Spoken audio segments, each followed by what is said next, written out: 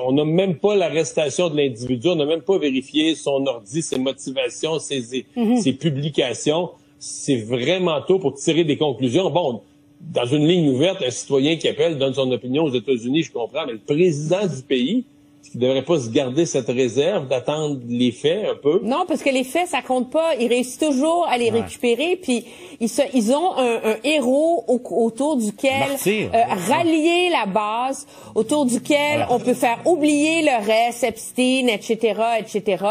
Donc ça n'a pas de prix pour Donald Trump. Il carbure à ce genre de moment-là, de rencontre avec l'histoire.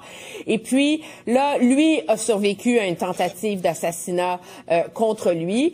Mais là, il y en a un des leurs qui est mort, un symbole donc de ce mouvement qui ose tenir tête aux élites et à tout le reste. Il lâchera pas le morceau, puis il va trouver une façon de pas le lâcher.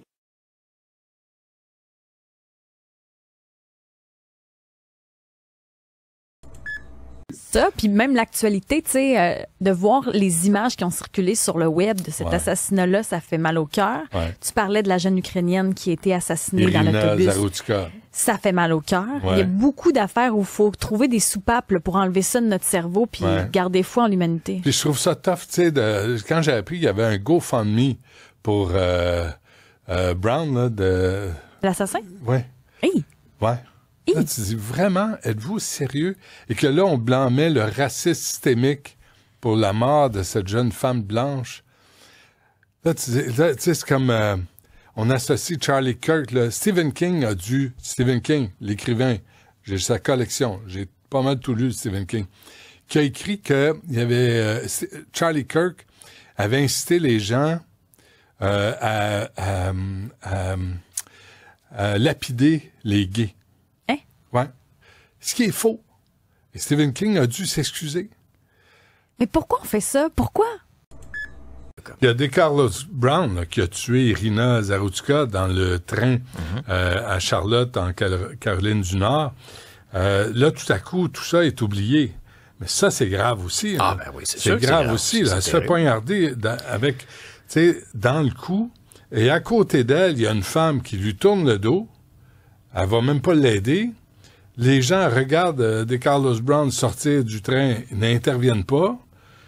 C'est vraiment, on est rendu là, puis là, tout à coup, il y a des tartes comme, comment ça s'appelle, sur ABC, là, les femmes là, qui sont assises ensemble, l'ancienne actrice. Ah, c'est pas Whoopi Goldberg qui a fait des déclarations? Oui, oui. Là, tout à coup, faut pas politiser. Mais quand c'était George Floyd, là, fallait politiser. Mais là, t'as des Carlos Brown qui a été arrêté 14 fois, puis qui tue une femme, une Ukrainienne qui fuit son pays. Puis là, faut pas le politiser. Non, mais... L'influenceur républicain a été assassiné. Sa mort a d'ailleurs été confirmée par le président américain Donald Trump. Je vous le disais, Julie, c'est un influenceur d'extrême droite qui a des positions très marquées sur des sujets polarisants, notamment l'avortement. On a vu certaines prises de position parce que normalement, les étudiants des campus vont à sa rencontre au micro, lui posent des questions. Il y a beaucoup d'argumentaires et a remis certains étudiants à sa place. Aussi des positions très marquées sur les armes à feu, défend le droit des armes à feu. Pour que le monde ait peur! C'était bien ce qu'il avait à dire en 2023. Donc, il y a 2 ans, sur l'importance de défendre le droit des Américains de posséder une arme à feu. I think it's worth it. I think it's worth to have a cost of, unfortunately, some gun deaths every single year, so that we can have the Second Amendment to protect our other God-given rights. That is a prudent deal. It is rational. Donc, c'était sa position à l'époque.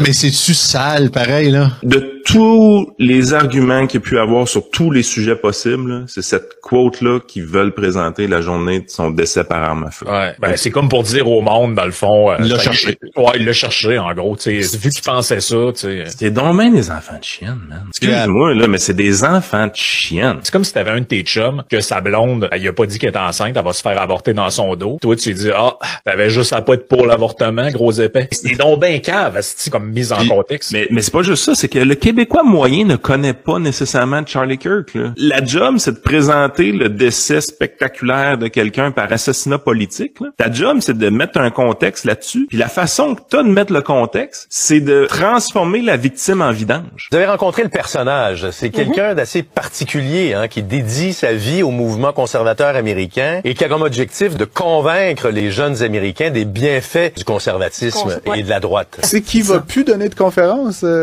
Qui? Charlie Kirk. Oui. Écoute, excusez-moi pour cet humour noir en fin de chronique. On se questionnait sur comment couvrir la campagne électorale américaine, puis on voyait émerger des figures comme celle de Charlie Kirk comme étant des jeunes très conservateurs qui essayaient de faire tourner le vote des jeunes Américains vers le Parti républicain. Ils en parlaient depuis des années, depuis 2015, ils faisaient la tournée des campus américains. C'est une triste coïncidence pour nous parce que je l'ai évoqué hier sans le nommer, Charlie Kirk. Quand on a parlé de gens ou de conspirationnistes qui sont associés maintenant au mouvement conservateur américain. Et Charlie Kirk faisait partie de ces gens qui, entre autres, tentent de réhabiliter Hitler. Donc, ça faisait partie des choses. Ça faisait partie des choses. Attends un peu. Qu'est-ce qui s'est passé là? C'est quoi cet accident de char-là? Charlie Kirk tentait de réhabiliter Hitler. Là. Ouais. C'est un conspirationniste. C'est quoi l'histoire du conspirationniste? Luc La Liberté, spécialiste en politique américaine. C'est un accident de char, ça. Excuse-moi, ils se sont fait outshiner ben raide par Radcan. Non, mais c'est dégueulasse. Stéphane, rapidement, ça a été tout un choc, je pense, pour la planète au complet de voir Israël frapper au Qatar, qui était un pays... le pays qui accueillait les négociations, qu'on voyait comme une espèce d'entremetteur pour permettre le dialogue difficile entre le Hamas et Israël et avec les États-Unis aussi. Bon, là, aujourd'hui, le premier ministre du Qatar va rencontrer Donald Trump. C'est pas un hasard. On n'en parle pas beaucoup. Ça va arriver en fin de journée à New York, je pense. C'est un message clair qui est envoyé. Parce qu'il y a une question qui se pose. Si les Israéliens ont décidé de frapper au Qatar, où on savait que les négociateurs du Hamas négociaient, discutaient avec les Américains, avec d'autres, d'abord, il y a une question. Si tu tues les négociateurs, est-ce que tu es vraiment intéressé à négocier? C'est tout, c'est basique. Deuxièmement, est-ce que les Américains ont été prévenus à l'avance de l'attaque? Si oui, pourquoi ne pas l'avoir empêché? Mais Trump a répondu à ça en disant qu'il l'a su à l'avance, mais pas assez longtemps pour avertir le Qatar. Quelques instants avant. Alors, c'est justement l'échappatoire, parce que fondamentalement, ce que ça voudrait donc dire, c'est que ils ne l'ont pas su parce que les Israéliens ont décidé qu'ils n'avaient pas besoin de l'autorisation de leurs parrains pour passer à l'action. Peut-être craignaient-ils la réponse. Mais dans le cas des États-Unis, deux choses. La rencontre aujourd'hui pour envoyer un signal. Hier, le Conseil de sécurité, à l'unanimité, avec le vote des États-Unis, a condamné ce qui s'est passé. Normalement, à chaque fois qu'Israël est dans les câbles aux Nations Unies et au Conseil de sécurité, les États-Unis sont à leur côté. La plus pro-israélienne de toutes les administrations, celle de M. Trump, a choisi hier de ne pas s'objecter. C'est aussi un signal. J'ai une question en fait. Toi qui es journaliste, est-ce que, à ton avis, on doit parler des faits divers? Dans les médias? Alors, le fait divers, c'est une matière... c'est complexe, parce qu'il y a les bonnes récupérations, les faits divers, et les mauvaises récupérations. Tu vois? Donc... explique-toi, vas-y. Par exemple, George Floyd. George Floyd, c'est facile, c'est une bonne récupération, évidemment. Mais Crépol, c'est une mauvaise récupération. Tu vois? Alors, là, la frontière, elle est nette. Mais parfois, c'est pas aussi simple que ça. Regarde, l'histoire de la réfugiée ukrainienne qui s'est fait égorger dans les transports en commun aux États-Unis. D'après toi, ça, c'est une bonne ou une mauvaise récupération? Je pense que c'est une bonne récupération parce que c'est une jeune femme ukrainienne, réfugiée. Voilà, on est dans le camp du bien, quoi. Non, c'est une mauvaise récupération parce que elle a été assassinée par un multirécidiviste noir qui avait été condamné 14 fois et que ce type, en sortant du wagon, s'est exprimé en disant qu'il était fier d'avoir tué une blanche. Et ça a été filmé par tout le monde. Alors qu'est-ce qu'on fait?